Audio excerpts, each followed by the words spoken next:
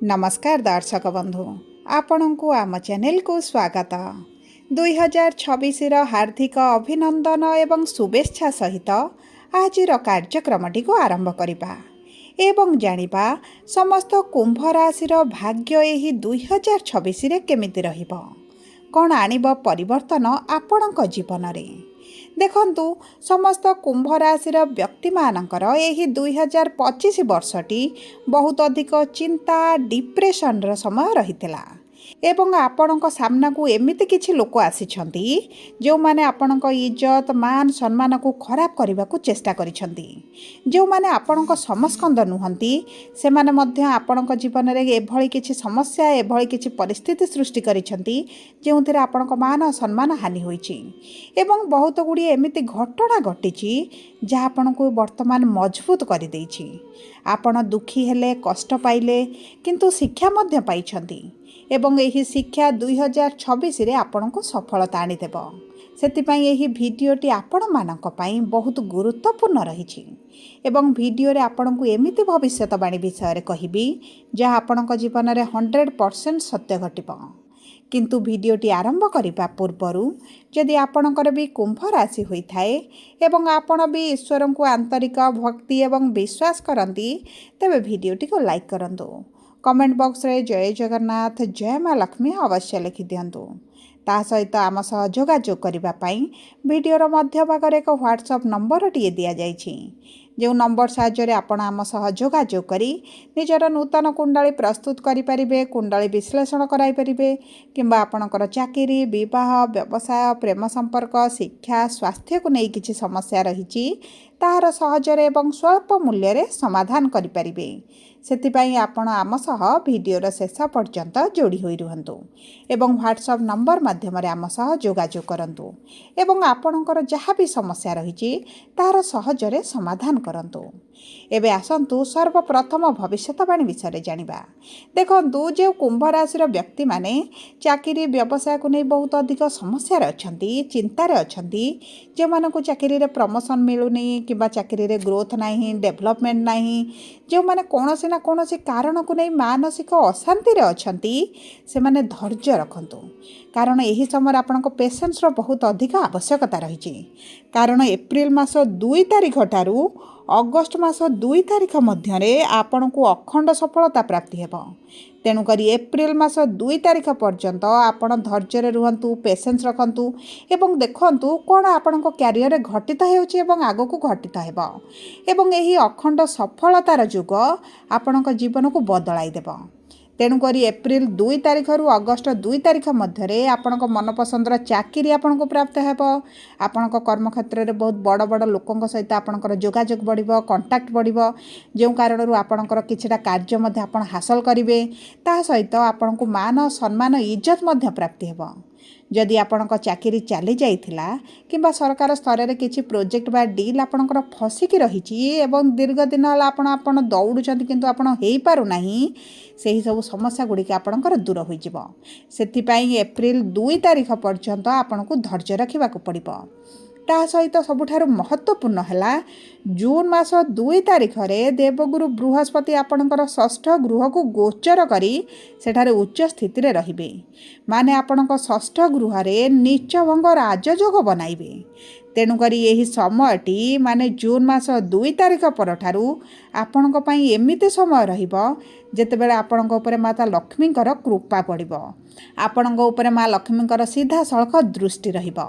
जो व्यक्ति माने शेयर मार्केट रे किंबा ट्रेडिंग रे किंबा लॉटरी रे किंबा जेकोनोसी योजनार अर्थ विनियोग करूछंती इन्वेस्ट करूछंती सेमानक पई तो बहुत अधिक लाभ प्राप्त हेबो किंबा जो माने 2 नंबर कार्य करूछंती 2 नंबर माध्यम रे किंबा किछि कलाधन मध्य रोजगार करूछंती सेमानक मध्य अर्थ लाभ हेबो ता सहित देखंतु आपण जून मास 2 तारिख पर देखिबे आपणकर मोटा अंकर अर्थ जदि केउंटी फसिकी रहिछि ତାହା ମଧ୍ୟ ଆପଣଙ୍କୁ ମିଳିଯିବ ଏବଂ ଆପଣଙ୍କର ଚାକିରି ବ୍ୟବସାୟରେ ଆପଣଙ୍କର ନାମ ଆପଣଙ୍କ ପ୍ରସିଦ୍ଧି ଆପଣଙ୍କ ବ୍ୟବସାୟକୁ ନେଇ ଆପଣଙ୍କର ଲୋକଙ୍କ ମଧ୍ୟରେ ପରିଚିତ ହେବେ। ଦେଖନ୍ତୁ ଜୁନ୍ 2 ପରେ ଗୁରୁଙ୍କର ନୀଚଭଙ୍ଗ ରାଜଯୋଗଟି ଆପଣଙ୍କ ଜୀବନରେ ରାଜା ଭଳି ଯୋଗ ତିଆରି କରିବ ଏବଂ ତା ସହିତ ଯେଉଁମାନେ ପ୍ରେମ ସମ୍ପର୍କରେ ଅଛନ୍ତି ସମ୍ପୂର୍ଣ୍ଣ ବର୍ଷଟି ଆପଣଙ୍କ ପ୍ରେମ ସମ୍ପର୍କ ପାଇଁ ବହୁତ ଅଧିକ ଭଲ ରହିବ।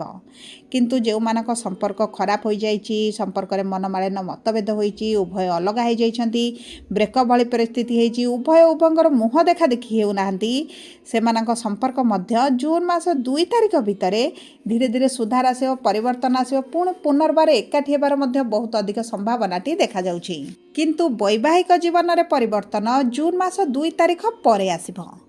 ଯଦି ଆପଣଙ୍କର ପତି ପତ୍ନୀଙ୍କ ମଧ୍ୟରେ ମତଭେଦ ଚାଲିଛି, ଦୂରତା ବଢ଼ିଯାଇଛି, ଝଗଡ଼ା ହେଉଛନ୍ତି କିମ୍ବା ଉଭୟ ଅଲଗା ରହୁଛନ୍ତି, ତେବେ ଏହି ସବୁ ସମସ୍ୟା ଗୁଡ଼ିକ ଆପଣଙ୍କର ଜୁନ୍ ମାସ 2 ତାରିଖ ପରେ ଗୁରୁଙ୍କର ରାଜଯୋଗରେ ଗୁରୁଙ୍କର ଗୋଚର କାରଣରୁ ଧୀରେ ଧୀରେ ଠିକ୍ ହେବା ଆରମ୍ଭ ହୋଇଯିବ। ଯେଉଁମାନଙ୍କର ବିବାହ ଯୋଜନାରେ ଅଛନ୍ତି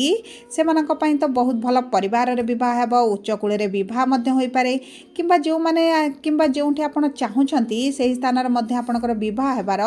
ବହୁତ ଅଧିକ ଯୋଗ ବନୁଛି ଏବଂ ସେଥିପାଇଁ ଆପଣଙ୍କର ଯଦି ଏବେ ବିବାହରେ କିଛି ସମସ୍ୟା ଆସୁଛି ଆପଣ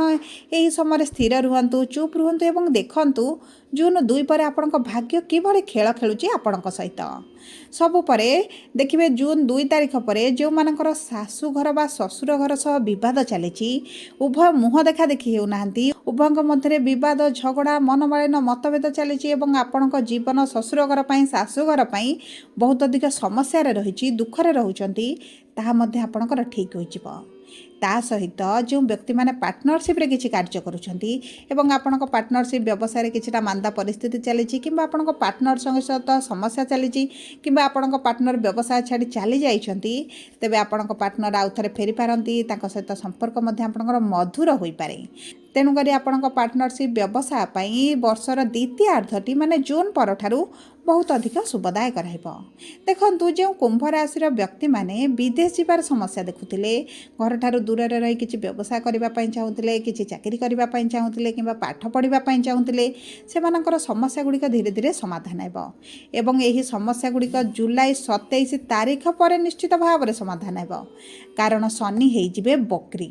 ତେଣୁକରି ଏହି ସମୟ ମଧ୍ୟରେ ଆପଣଙ୍କ ବିଦେଶ ଯିବାର ବହୁତ ଅଧିକ ସମ୍ଭାବନାଟି ବଢ଼ିଯାଉଛି ଏବଂ ଆପଣ ଏହି ସମୟରେ ବଡ଼ ଗାଡ଼ି ବଡ଼ ଘର ମଧ୍ୟ କିଣିପାରନ୍ତି, ଗୃହ ପ୍ରବେଶ କରିପାରନ୍ତି ଏବଂ ଦେଖନ୍ତୁ ଏହି ସମୟ ମଧ୍ୟରେ ଆପଣଙ୍କ ପୈତୃକ ସମ୍ପତ୍ତି ମଧ୍ୟ ଆପଣଙ୍କୁ ପ୍ରାପ୍ତ ହେବାର ବହୁତ ଅଧିକ ସମ୍ଭାବନାଟି ଦେଖାଯାଉଛି। ଯଦି ଆପଣଙ୍କର ପୂର୍ବରୁ ପୈତୃକ ସମ୍ପତ୍ତିକୁ ନେଇ କିଛି ସମସ୍ୟା ଚାଲିଛି କିମ୍ବା ଆପଣଙ୍କ ପୈତୃକ ସମ୍ପତ୍ତିକୁ ନେଇ କୋର୍ଟ କଚେରୀ କେସ୍ ପର୍ଯ୍ୟନ୍ତ ମଧ୍ୟ କଥା ପଳାଇଛି, ତେବେ ଜୁଲାଇ ମାସ 27 ତାରିଖ ପରେ ପୈତୃକ ସମ୍ପତ୍ତି ଆପଣଙ୍କୁ ପ୍ରାପ୍ତ ହୋଇପାରେ। ଆପଣଙ୍କର ଯେତିକି ପ୍ରାପ୍ୟ ରହିଛି ଆପଣଙ୍କୁ ତ ନିଶ୍ଚିତ ଭାବରେ ପ୍ରାପ୍ତ ହୋଇଯିବ। ଯଦି ଆପଣଙ୍କର ସନ୍ତାନକୁ ନେଇ ଚିନ୍ତିତ ଥିଲେ କିମ୍ବା ସନ୍ତାନଙ୍କ ପ୍ରାପ୍ତି ନେଇ ଆପଣ ଚିନ୍ତିତ ରହିଥିଲେ, ଆପଣଙ୍କର ସନ୍ତାନ ପ୍ରାପ୍ତିରେ ବିଳମ୍ବ ହୋଇଗଲାଣି, ତେବେ ଏହି 2026ର ଦ୍ୱିତୀୟାର୍ଦ୍ଧଟି ମାନେ ଜୁନ୍ ମାସ 2 ତାରିଖ ପରଠାରୁ ସନ୍ତାନ ପ୍ରାପ୍ତି ପାଇଁ ବହୁତ ଭଲ ଯୋଗ ବନୁଛି। ଏହି ସମୟ ମଧ୍ୟରେ ଗୁରୁଙ୍କର ରାଜଯୋଗର ଆପଣ ସମ୍ପୂର୍ଣ୍ଣ ଭାବରେ ଫାଇଦା ଉଠାନ୍ତୁ, ଡାକ୍ତରଙ୍କ ସହ ଯୋଗାଯୋଗ କରନ୍ତୁ, ଚେଷ୍ଟା ଜାରି ରଖନ୍ତୁ, ସନ୍ତାନ ସୁଖ ନିଶ୍ଚିତ ଭାବରେ ପ୍ରାପ୍ତ ହୋଇଯିବ। ତା ସହିତ ଯଦି ଆପଣଙ୍କ ସନ୍ତାନଙ୍କ ସହିତ ଆପଣଙ୍କର କିଛି ମତଭେଦ ଥିଲା, ଦୂରତା ବଢ଼ିଯାଇଛି କିମ୍ବା ଆପଣଙ୍କ ସନ୍ତାନଙ୍କ କ୍ୟାରିୟରକୁ ନେଇ, ତାଙ୍କ ସ୍ୱାସ୍ଥ୍ୟକୁ ନେଇ କିମ୍ବା ତାଙ୍କ ବିବାହକୁ ନେଇ ଆପଣ ବହୁତ ଅଧିକ ଚିନ୍ତିତ ରହିଛନ୍ତି, ତେବେ ଚିନ୍ତାର କୌଣସି ଆବଶ୍ୟକତା ନାହିଁ। ସମୟ ପରିବର୍ତ୍ତନଶୀଳ ଏବଂ ଆପଣଙ୍କ ସନ୍ତାନଙ୍କ ଭାଗ୍ୟରେ ମଧ୍ୟ ପରିବର୍ତ୍ତନ ଆସିବ, ତାଙ୍କୁ ସଫଳତା ପ୍ରାପ୍ତି ହେବ ଏବଂ ସନ୍ତାନଙ୍କ ମାଧ୍ୟମରେ ଆପଣଙ୍କୁ ମଧ୍ୟ ଧନ ପ୍ରାପ୍ତ ହୋଇପାରେ। ତା ସହିତ ଯେଉଁମାନଙ୍କର କରଜ ବଢ଼ିଯାଇଛି ଏବଂ ଆପଣ ବହୁତ ଅଧିକ କରଜରେ ରହିଛନ୍ତି, ତେବେ ଦ୍ୱିତୀୟାର୍ଦ୍ଧଟି କିମ୍ବା ଏହି ସମ୍ପୂର୍ଣ୍ଣ ବର୍ଷଟିକୁ କହିବାକୁ ଗଲେ ଆପଣଙ୍କ କରଜ ମୁକ୍ତ ହେବାର ବହୁତ ଅଧିକ ସମ୍ଭାବନାଟି ରହିଛି। ଆପଣଙ୍କୁ କୌଣସି ନା କୌଣସି ସୂତ୍ରରୁ ଧନ ପ୍ରାପ୍ତି ହେବ, ଆପଣ ଯେକୌଣସି ମାଧ୍ୟମରେ ଆପଣଙ୍କର କରଜ ମୁକ୍ତ ହୋଇଯିବେ ଏବଂ ଯଦି ଆପଣଙ୍କର କୋର୍ଟ କଚେରୀ କେସ୍ ଚାଲିଛି, ଦୀର୍ଘ ଦିନ ହେଲା ପେଣ୍ଡିଂ ରହିଛି, ଆପଣ ଦୌଡ଼ି ଦୌଡ଼ି ଆପଣଙ୍କର ଅର୍ଥହାନି ହେଉଛି, ପ୍ରାଣପୀଡ଼ା ହେଉଛି, ତେବେ ଏହି ସବୁ ସମସ୍ୟା ଗୁଡ଼ିକ ମଧ୍ୟ ଏହି 2026ରେ ଆପଣଙ୍କର ଶେଷ ହୋଇଯିବ। ତେଣୁକରି ଆପଣଙ୍କର ଚିନ୍ତା କରିବାର କୌଣସି ଆବଶ୍ୟକତା ନାହିଁ। ସବୁ ପରେ ମଧ୍ୟ ଆପଣଙ୍କର ଅଶୁଭତ୍ୱକୁ ଦୂର କରି ଶୁଭାଶୁଭ ଫଳକୁ ବୃଦ୍ଧି କରିବା ପାଇଁ ଆପଣ ପ୍ରତିଦିନ ସମ୍ପୂର୍ଣ୍ଣ ବର୍ଷଟି ଧଳା ଚନ୍ଦନର ତିଲକ ଲଗାନ୍ତୁ। ତାହା ସହିତ ପୂଜା ସ୍ଥାନରେ ଆପଣ 5 ଖଣ୍ଡ ହଳଦୀକୁ ରଖନ୍ତୁ ଏବଂ ପ୍ରତିଦିନ ଦୀପ ଜାଳି ସକାଳ ସନ୍ଧ୍ୟା ସମୟରେ ସେଠି ପୂଜା କରନ୍ତୁ ଏବଂ ଚେଷ୍ଟା କରନ୍ତୁ ଶନିବାର ଦିନ ଗରିବ ଲୋକଙ୍କୁ କିଛି ଖେଚେଡ଼ି ଖାଇବା ପାଇଁ ଦେବା ପାଇଁ କିମ୍ବା ଆପଣଙ୍କର ଯଦି ସମ୍ଭବ ହୁଏ କିଛି ଦାନ କରିବା ପାଇଁ। ଏବଂ ଆପଣ ସମ୍ପୂର୍ଣ୍ଣ ବର୍ଷଟି ଏହି 2026 ସୂର୍ଯ୍ୟଙ୍କର ବର୍ଷ ହୋଇଥିବାରୁ ସମ୍ପୂର୍ଣ୍ଣ ବର୍ଷଟି ଶନିବାର ଦିନ ଆପଣ ଆମିଷ ଭୋଜନ କରନ୍ତୁ ନାହିଁ। ଯେହେତୁ ଶନିଙ୍କର 7.5 ଆପଣଙ୍କର ସରି ସରି ଆସୁଛି, ଆପଣଙ୍କ ଜୀବନରେ ଶୁଭ ପ୍ରଭାବ ପକାଇବ। ତେଣୁକରି ଏହିସବୁ ମାଦକ ଦ୍ରବ୍ୟ ଆମିଷ ଠାରୁ ଦୂରରେ ରହିବା ଆପଣଙ୍କ ପାଇଁ ଶୁଭଦାୟକ ରହିବ। ଯଦି ଆପଣଙ୍କର କୁମ୍ଭ ରାଶି ହୋଇଥାଏ, ଭିଡ଼ିଓଟି କିଭଳି ଲାଗିଲା କମେଣ୍ଟ ବକ୍ସରେ ଲେଖି ଜଣାନ୍ତୁ। ଯଦି ପ୍ରଥମ ଥର ଆମ ଚ୍ୟାନେଲକୁ ଆସିଛନ୍ତି, ଚ୍ୟାନେଲଟିକୁ ସବସ୍କ୍ରାଇବ୍ କରନ୍ତୁ। ପାଖରେ ଥିବା ବେଲ୍ ଆଇକନ୍କୁ ପ୍ରେସ୍ କରନ୍ତୁ।